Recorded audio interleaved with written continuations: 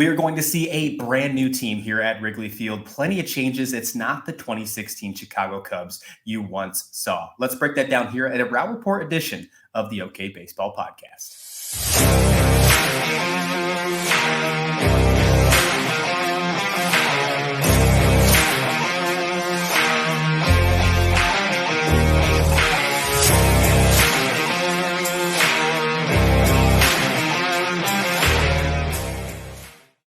Hello, everyone, and welcome into another edition of the Route Report here at the OK Baseball Podcast, presented by Slasher Sports. I'm your host, Christian Rao, and we have a great episode for you today. We are going to break down another team preview as we continue on our 30 teams before opening day. So excited for this one to talk with Tom Uziak of Prospects 1500. Tom, coming back for another year for my fun season preview. We had a great conversation last year. We also share some great common just things in running. We had a nice conversation before this started. So we're going to save that for you off this camera. Although, Tom, what a fantastic follow. It's just great to have you back on the show.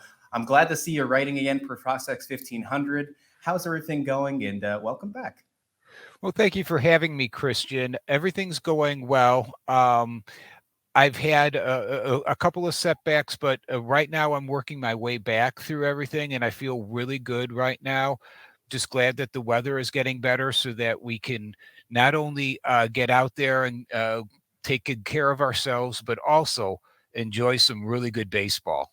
Absolutely. I couldn't agree with you any more than how you said that. You said it perfectly. So I can't wait till the weather to get a little better. We were just mentioning a little bit off the air how where I'm at currently in Virginia Beach area, we had a couple 75-degree days at the early of the week. And then yesterday it got down to freezing rain, 35 degrees. And it was just absolutely just dreadful. I can't wait till those days are over and we can finally get the sunshine, maybe with a light breeze as we're enjoying 9 quick innings now with the new rules. What do you feel about that so far? I know you probably pay attention to a couple of spring training games. How do you feel about the new pace of play? Well, I'm used to that because of these rules have been in place watching minor league baseball. So I like the fact that they're trying to speed things up and get things moving a little bit faster. It's going to be an adjustment for some of these players. So you're going to see, a little bit raggedness in the beginning here, but hopefully they can get everything worked out by the end of spring training. Yeah, I'm with you. We don't need any more of those crazy ninth inning pitch calls to end the game like we saw in the Braves one just a few days ago. That is what I think that is the absolute extreme. I don't think we'll be seeing too much more of that. But let's discuss what we are here to do today. We're talking about the Chicago Cubs and how exciting is this team going to be this season. Last year, this team looked completely different, and we're going to obviously break that down. But last year, 74-88, finishing right in the middle of the pack of the NL Central. There's a lot of question marks about why they didn't make certain moves at the trade deadline. Wilson Contreras wasn't moved. I guess they were more happy with the comp pick instead of what they were getting at the trade deadline. Ian Happ sticks around. He's still on the squad, but Wilson Contreras now rocks red for the St. Louis Cardinals. It's going to be definitely a weird sight to see. Take me through 2022 for the Cubs, just how you're feeling. What was the overall just thought base on how the Cubs looked last year? I was a little bit disappointed how the Cubs started out 2022, especially with a lot of the free agents that they brought in. You can tell that they were trying to showcase a number of these guys in order to be able to kind of flip them at midseason, and it didn't work out. Some of them most of them usually pretty much flopped. Were they talking Andrelton Simmons or Jonathan Villar, Clint Frazier? Those players just totally did not produce there. They did get some minor production out of some pitchers that they were able to flip in Chris Martin, Michael Givens, and David Robertson, excuse me. But one of the exciting things I think that was there for the Cubs fans is the second half of last year, where they played over 500 ball, and they did it with mainly their own prospects. They brought player after player up from the minor leagues, and they produced pretty well. There's still quite a few holes that were in the team that they tried to address in free agency this year, but there was a lot of promise that was shown at the end of 2022. Yeah, gotta love that when you hear about homegrown players actually making an impact at the major league level. One last thing about 2022, we obviously talk about players like Contreras and Hap who are up for the deadline, but we obviously didn't see everything we hoped from Nico Horner. He's again another big prospect, 2018 first round pick for the Cubs here. He's really the guy that you would think would be the value of this infield. How'd you think about his performance last year when we saw him on the field, and what do you think we're going to see from him so far or moving forward in 2023? Nico Horner last year, when he was able to be on the field, performed outstanding. If he had enough time on the field, he probably would have qualified and probably would have gotten the Golden Glove at shortstop. The way he played within the rules last year was just unbelievable. He was from foul line to foul line a player that they used on the infield. It was just amazing what he did. There was a time that he between injuries that last year that he had his average up to, like, I believe he was fifth in the league in hitting. So there's that potential that you see with Nico Horner. He's got to keep himself in one piece over the entire year. Don't know whether a move to second base this year is going to help with that, but from what we've seen in the very first spring training game, he's got a very good uh, relationship on the field with Dansby Swanson now. They just turned a double play yesterday. It looks like they've been doing it for years. Gotta love to see that. And you mentioned Dansby Swanson, the reason why Nico Horner is going to move over to second base. The Cubs really paid attention to the middle of their infield. And I know that's a huge thing that teams are going to be paying attention to, especially because of the shift restrictions that are now in place for the infield. But the value is definitely there on the Chicago Cubs team. You got Nico Horner at second, and now you have Dansby Swanson at the shortstop position, signed him to a big contract this offseason. I mean, he is the man. When you talk about Nico Horner and his injury concerns, you look at the other side of this aspect here, Tom. You talk about Dansby Swanson, who in the last 3 seasons has only missed 2 games. And last year had a full 162 game slate. We're talking a really good player that has good longevity. Hopefully, he can keep that up for the Cubs here. But what's your thoughts about adding a guy like Dansby Swanson to this lineup? My thoughts are mixed on that because, yeah, Swanson is obviously a very, very good player, and anybody would like to have him. He's a good two-way player, is what that is too. He brings a lot to the table defensively at shortstop. He also has got a lot there too that the Cubs are looking for with the power that he brings, and it's just going to make the whole team a lot better. The mixed part of it is that from a prospect point of view, most of the prospects that the Cubs have in the minor league system are at the middle infield position, shortstop, second base. So the question becomes, as they move forward, what are they going to do with all these guys? So that's especially with Swanson's the length of Swanson's contract at 7 years. What's going to happen there? That's going to be something that Cubs fans are going to be very interested in as the team moves on. Yeah, that's an interesting concept. Now, at the shortstop position, I think that would probably usually add in, you could probably make the case that shortstop is the most athletic position when you usually bring in prospects. So it makes you wonder if they're going to move them in positions before the minor leagues to get them ready to take a different spot, maybe center field, maybe a corner outfield position, or if they start using them to trade to get other pieces around them. That is a really interesting concept. How do you think do you see it actually happening? Do you see it more position based, a little bit of trading, maybe a mixture of both? What do you think? I think it's more going to be trading than anything because the other strength of the Cubs system is outfield. So moving a lot of the infielders to the outfield, I don't think is going to be a option for them. The players that they have at the middle infield position are really good. They're very young, so we don't know how they're going to fill out and everything like that. But to see them try to move to the corner infield positions, that's going to be a little bit more of a projection going down.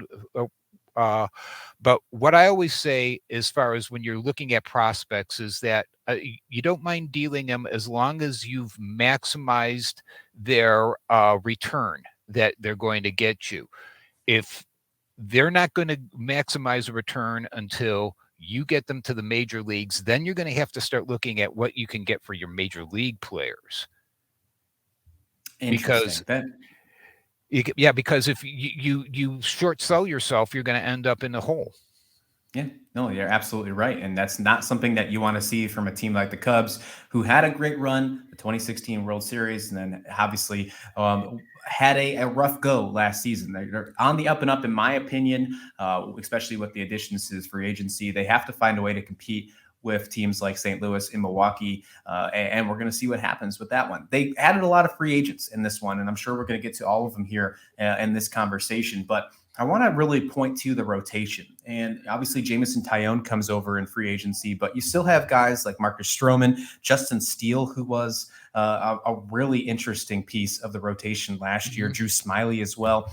It's just a fun rotation that, in my mind, has a large potential to be one of the best rotations in the Central. And I don't know the best, because we're still talking about the Milwaukee Brewers still in this division, and they are a fantastic pitching rotation. Right. But when you look at this team, when you look at Stroman, Taillon, Steele, I mean, these guys can pitch, and these guys can keep you in competitive games, and that's something that's very important, especially when you're playing every single team this season, and that's really important to look at. What do you think about this rotation?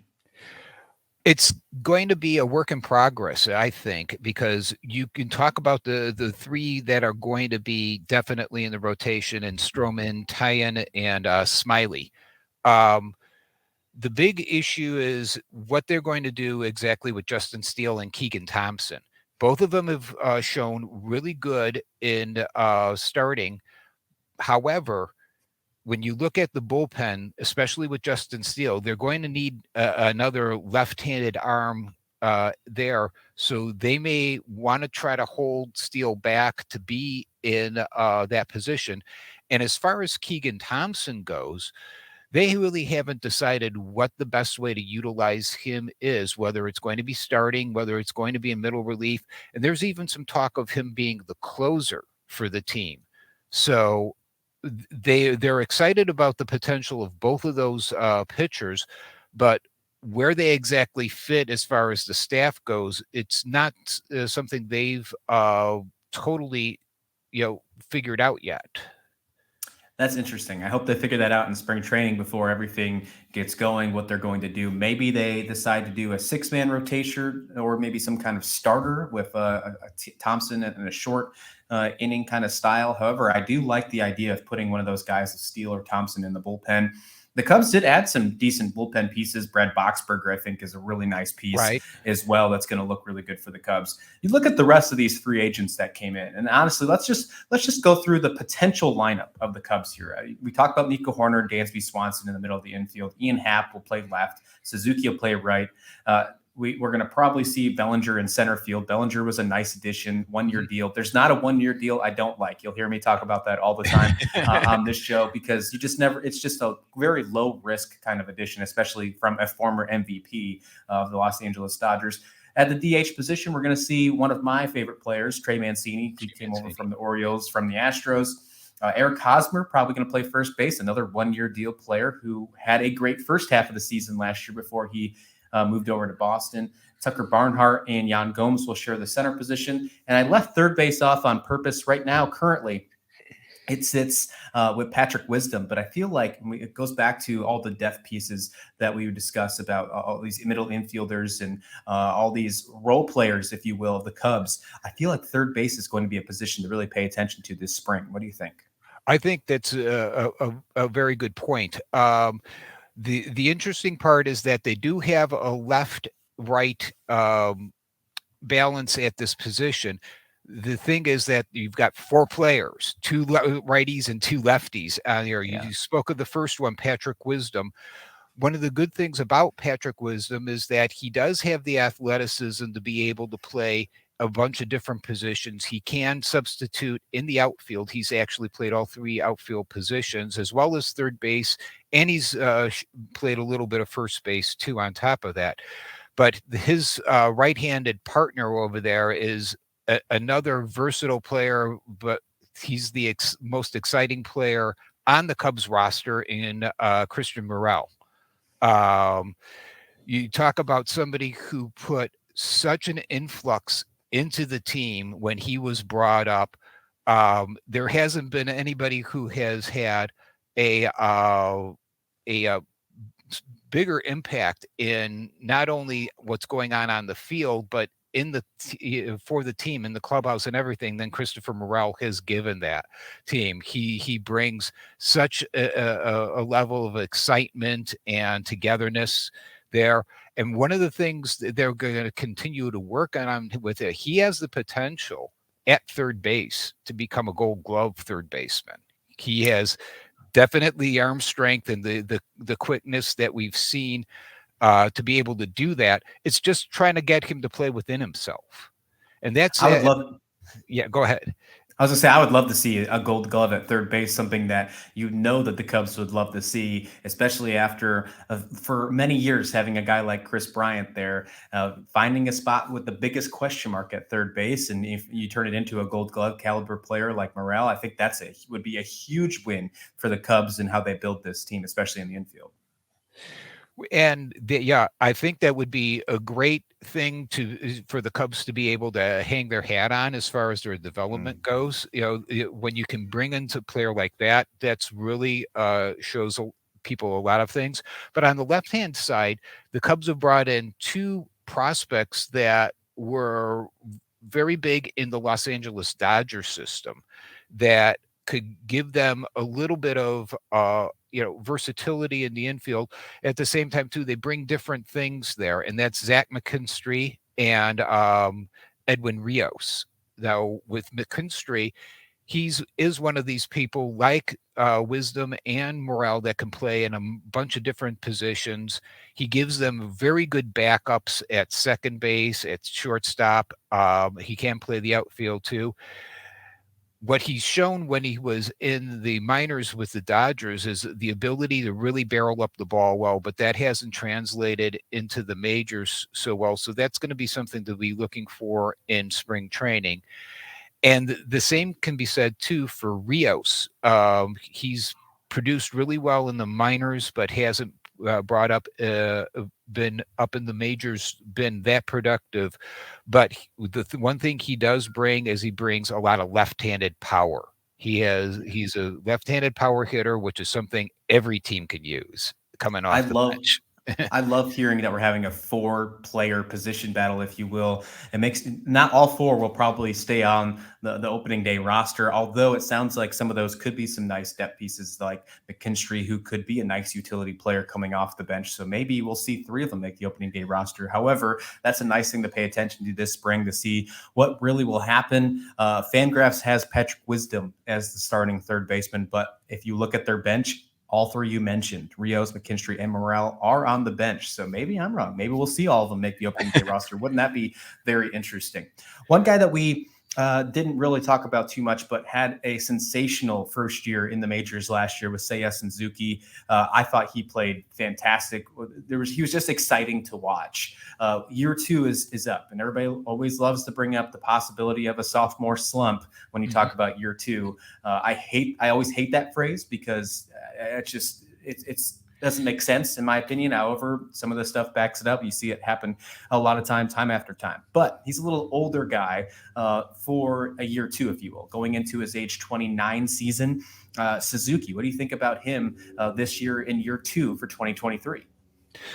Well, you're correct in that because he does have experience that maybe he can make some of the adjustments that younger players, when they're in that year 2, seem to have a little bit more difficulty with. So we're looking to see whether Suzuki can go ahead and make some of the adjustments that the pitchers made to him during the middle and second half of last year. Seiya also is in a similar vein as Christopher Morel, is that he is a really good player to have on your team. He brings a lot of yeah, he is a very good teammate to have. He works in the clubhouse very well, and one of the things that we've learned about him, even with the translator, he's got a really sly sense of humor. So that's always good Love that. during a long season to be able to have something like that. And on the field, yeah, he is shown that he can do everything that he was brought in for. He can play good defense in right field, and he has brought a lot of the extra power that the Cubs have needed, especially from the right side. I think that's going to be excellent. The one here, the comedy is great, and I'm looking forward to that. This outfield's going to look so much different. Obviously, Happen Suzuki there, but Cody Bellinger playing center field. If his back gets going, I mean, wouldn't it be great to see him get back to just all-star level type of play? Obviously, we know that he can be an MVP caliber type player, but just getting towards all-star would be fantastic. But having that extra lefty in your lineup is obviously going to help a lot with, especially with those shift restrictions. We talk about 2016 with the Cubs. That's obviously a year that comes up a lot in the last decade or so because of what the magical season that happened. The curse was broken, all that good stuff. But when you think about 2016 and their core, you think of Baez, you think of Rizzo, Bryant, you think of all those guys who obviously are no longer on this squad. Now in 2023, now that the 2016 core is gone, what is next for this team? You see guys like obviously Dansby Swanson getting signed to a large deal. We talked about Nico Horner, but there's a lot of other guys on this roster who were signed to one-year deals, as we mentioned, and almost prove it type of years. Is the Cubs still in this kind of flux, or are they starting to build that core, another 2016 kind of style? Well, that's kind of the good news, bad news thing with this too. The good news is that this is a franchise that's full of potential. There's a lot of potential that goes on here. The bad news is that with all these free agent signings and everything like that, this is a team that could be just good enough to get eliminated in the first round of the playoffs. And that's not what you want to, go for. You want to be able to get that team up to the championship level. I don't believe that they have that there. So it's going to be really interesting for the fan base to see what happens to this team at the midseason. Are they at a point where they want to make some deals to make this team better, to extend some of these players that they've got on short contracts? Or are they feel that some of the prospects that they have that are just ready to burst out from the minor leagues are going to be coming and taking over for some of those players? So that is going to be the big thing for Cubs fans to watch this year. Yeah, especially in the first half of the season when you really decide. And as you mentioned, last year, those players that they grabbed didn't work out and they go for a new wave of said players on those 1-year deals. Hopefully they don't go 0 for 2 on that kind of style if they do decide to make those flips happen. Obviously, we got to discuss some prospects because you mentioned it so much that this organization is just so deep. And obviously you write for Prospects 1500. You talk about the Cubs prospects all the time. Got to get your thoughts on this. What are some of the top prospects that we should be watching? Maybe some that might make a major league debut or maybe some kind of impact, or just some that are going to be in the system that deserve to pay attention to this year for the Cubs? Well, that's a good way of putting it. There's a number of players that are going to be probably coming up to the majors this year, but there's also a great number of deep prospects that are there. So, in talking with some of the best field prospects we have to look at the top two for the system in outfielder Brennan Davis and first baseman Matt Mash Mervis. So you already got he's already got a nickname. So that's that tells you something about them. But also to one that got a little overshadowed too, and that's outfielder Alexander Canario.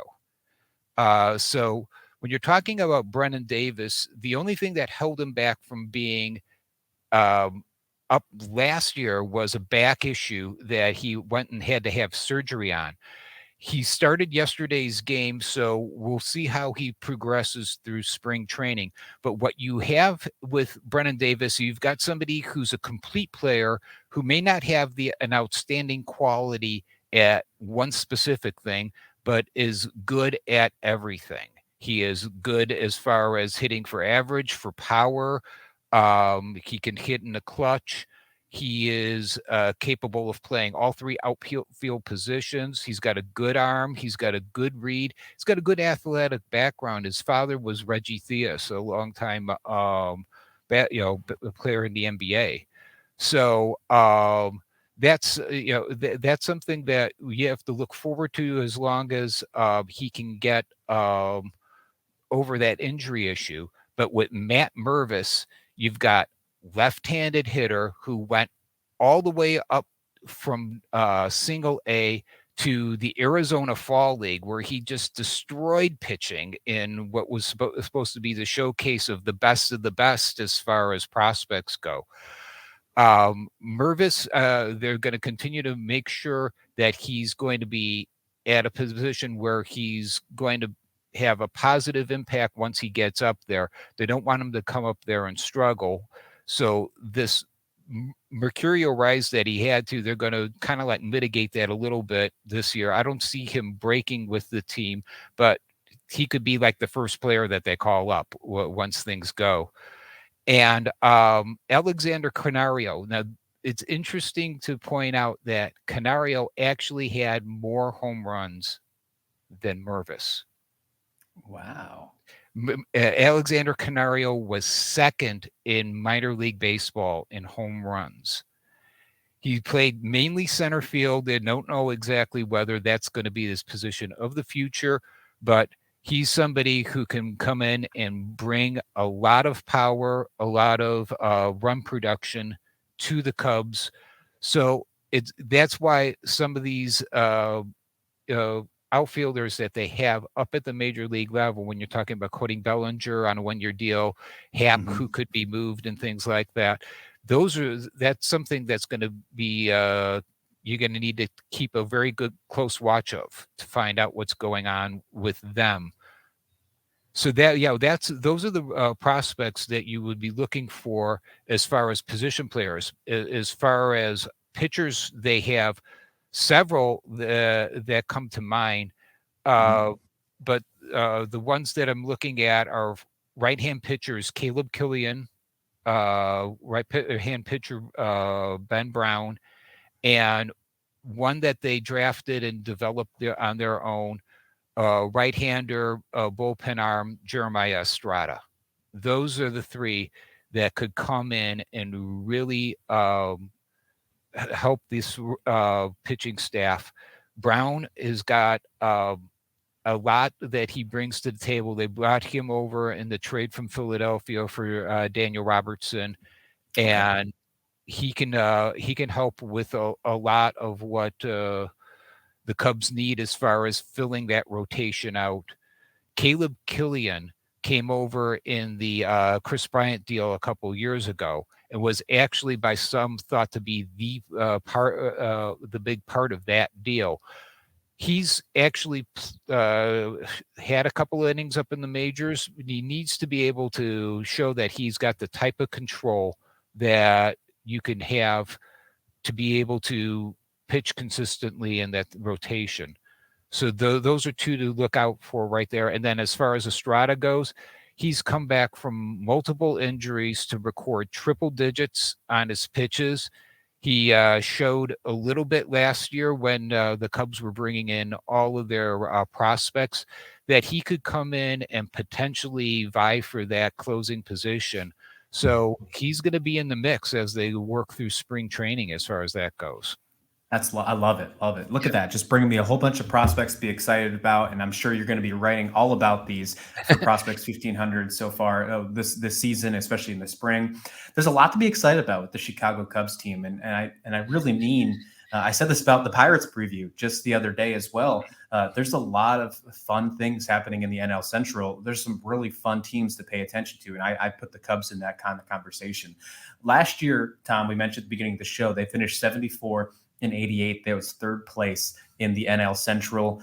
I'm going to ask you a question for your predictions this year. Where do you see them ending up in the NL Central this year? And 74 wins, as I mentioned earlier, do you see them over or under in 2023?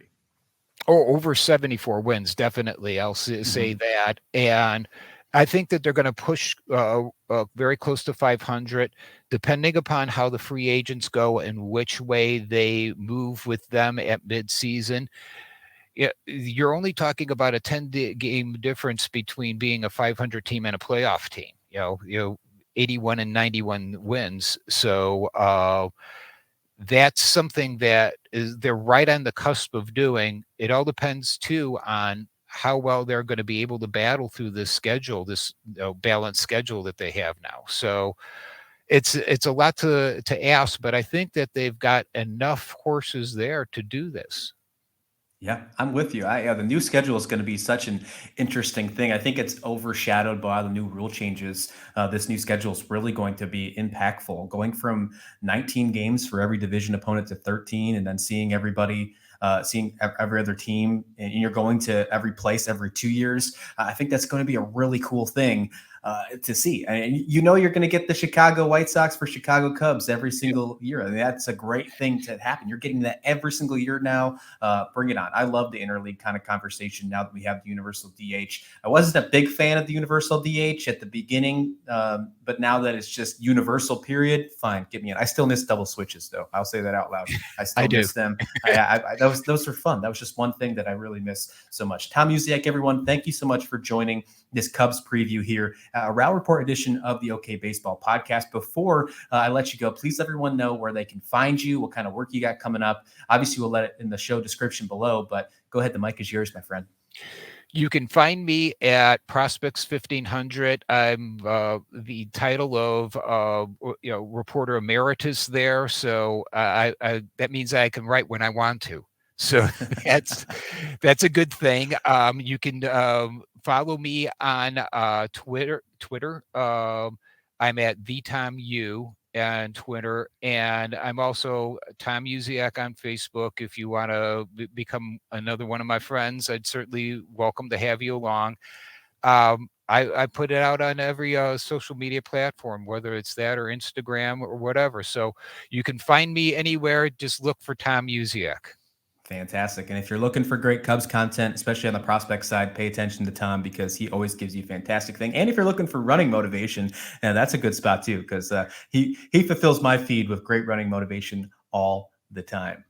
Thanks, Tom. I really appreciate you coming on the show. And we got to do this a lot sooner. Can't meet up just once a year. I got to get a pulse check of these Cubs in the middle of the season. Absolutely. I'd be willing to come on anytime. It's always great to be with you, Christian. Fantastic. That's going to wrap it up here for the Row Report edition of the OK Baseball podcast. We'll be back here with another episode as we continue on our 30-team preview here. It's just getting started. Opening day is just a few weeks away now. I can't believe I'm finally saying that. Let's go. Let's get some baseball and enjoy spring training until we see you again next time. Take care. Bye now.